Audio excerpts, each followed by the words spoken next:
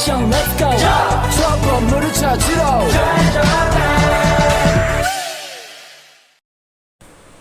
Assalamualaikum warahmatullahi wabarakatuh. Perkenalkan, nama saya Lisa Sofyana Sari, NPM 22311076, kelas SI 20 DABI. Di sini saya akan menjawab soal ujian akhir semester mata kuliah troubleshooting dengan tipe soal B. Soal pertama yaitu apa yang dimaksud dengan sistem komputer, ALU, CU, alat input dan output. Sistem komputer. Sistem komputer adalah kombinasi dari perangkat keras hardware dan perangkat lunak software yang bekerja sama untuk melakukan berbagai tugas komputasi. Sistem komputer terdiri dari komponen-komponen utama seperti prosesor, memori, perangkat penyimpanan, dan perangkat input atau output. Selanjutnya, ALU atau Arithmetic Logic Unit. ALU adalah bagian dari prosesor yang bertanggung jawab untuk melakukan operasi aritmatika seperti penambahan atau pengurangan, dan operasi logika seperti AND, OR.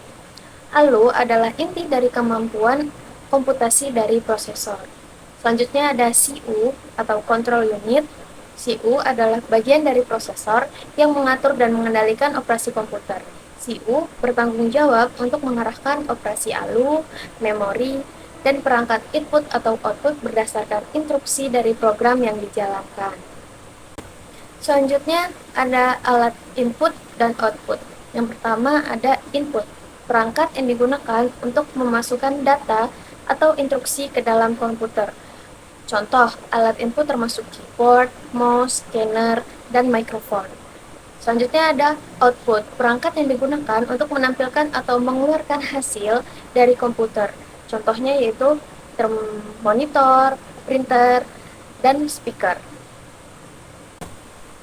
Selanjutnya soal nomor 2, di sini ada gambar. Gambar tersebut adalah gambar prosesor. Prosesor adalah otak dari komputer yang bertanggung jawab untuk menjalankan instruksi program dan mengelola operasi dari seluruh sistem komputer. Gambar selanjutnya yaitu gambar scanner. Scanner adalah perangkat input yang digunakan untuk memindai dokumen atau gambar fisik menjadi format digital yang dapat disimpan dan diolah oleh komputer. Selanjutnya soal nomor 3 yaitu ada gambar motherboard. Yang pertama ada gambar nomor 3 yaitu North Bridge. North Bridge adalah bagian dari chipset pada motherboard yang bertanggung jawab untuk mengelola komunikasi antara CPU, RAM, dan komponen utama lainnya seperti kartu grafis. North Bridge memiliki tugas yang sangat penting dalam menentukan kinerja komputer, terutama dalam kecepatan komunikasi data antara CPU dan memori. Selanjutnya, di nomor 4 ada CPU socket yang berfungsi. CPU socket adalah tempat di motherboard di mana CPU atau Central Processing Unit dipasang. Fungsi utamanya adalah untuk menghubungkan CPU dengan motherboard dan memastikan bahwa CPU terhubung dengan jalur data, daya, dan kontrol yang diperlukan untuk operasi komputer. Selanjutnya, gambar nomor 5 yaitu ATA atau IDI connector.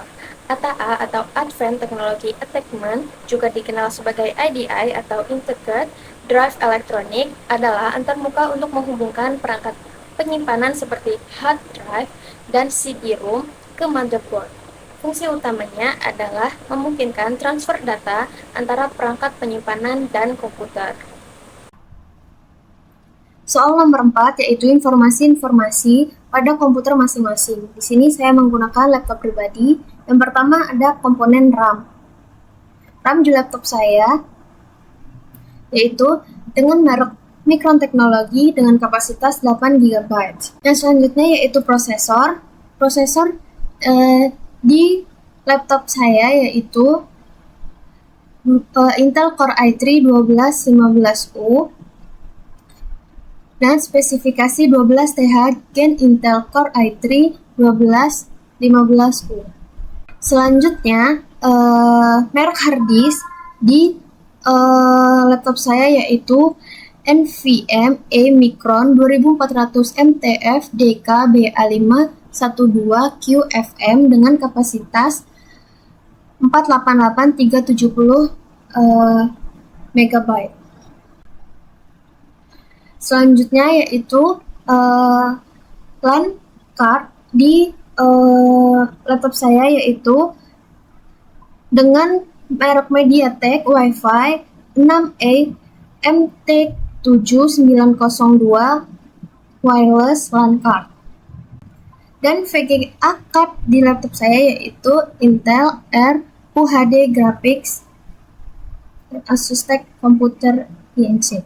Selanjutnya, merek BIOS di laptop saya yaitu Asus TUF Computer INC dengan BIOS versi American Megatrends International LLC X1404ZA306 dan sistem operasi Microsoft Windows 11 Home Single Language dengan versi 10.0.22631 build 22631. Jadi, aplikasi pertama yang terinstall di laptop ini adalah Adobe Photoshop, perangkat lunak pengeditan gambar dan grafis yang digunakan untuk membuat, mengedit, dan memanipulasi gambar digital. Aplikasi selanjutnya yaitu CapCut, adalah aplikasi pengeditan video yang memungkinkan pengguna untuk membuat dan mengedit video dengan berbagai efek, transisi, dan alat pengeditan. Aplikasi selanjutnya yaitu Line, adalah aplikasi pesan instan dan jejaring sosial yang memungkinkan pengguna untuk mengirim pesan teks, melakukan panggilan suara dan video, serta berbagi foto, video, dan dokumen. Aplikasi yang selanjutnya yaitu Microsoft Word, adalah perangkat lunak pengolah kata yang digunakan untuk membuat, mengedit, dan memformat dokumen teks. Ini adalah salah satu alat paling umum digunakan untuk keperluan perkantoran dan akademik. Aplikasi yang selanjutnya yaitu Mendeley, adalah perangkat lunak manajemen referensi dan jaringan sosial akademis yang membantu peneliti mengatur, berbagi, dan menemukan makalah penelitian serta mengolah bibliografi dan kutipan.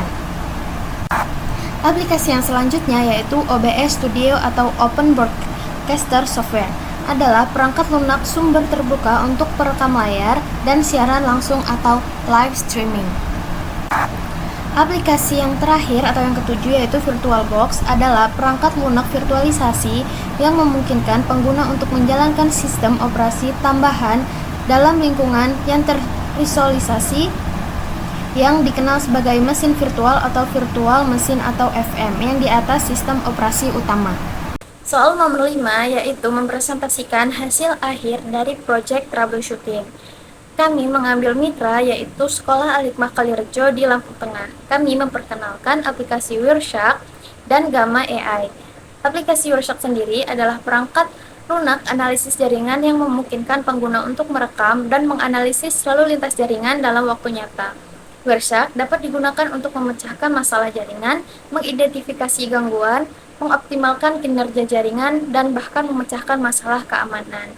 Kenapa kami memperkenalkan aplikasi Wireshark ini? Karena di Sekolah Al-Hikmah memiliki jurusan TKJ atau Teknik Komputer dan Jaringan, dan mungkin membantu untuk memecahkan masalah yang dialami oleh siswa. Dan kami memilih Gamma AI, yaitu alat presentasi yang membantu membuat presentasi dengan kekuatan AI, memungkinkan kami menyajikan ide dan informasi dalam bentuk ringkas menggunakan teks, gambar, dan grafik. 트레저와 함께 달려 Ready for action, let's go. 저 건물을 찾아